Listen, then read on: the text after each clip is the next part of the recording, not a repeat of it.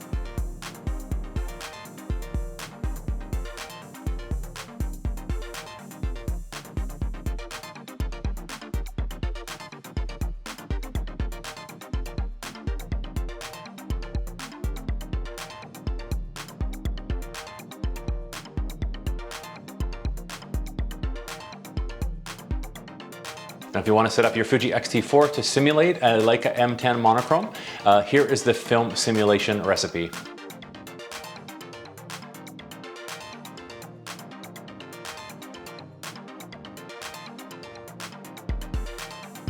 Now, if you're new to Fujifilm simulations, I will leave a link to a video in the description below, which will show you how to add them to your Fuji camera. If you have any film simulation questions on this one, just let me know. Thanks again to Mark for creating and sharing this awesome film simulation.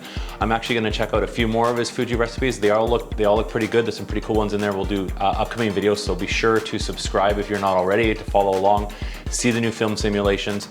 Again, if you have any questions, don't hesitate to leave them down below. Have a great day, everybody.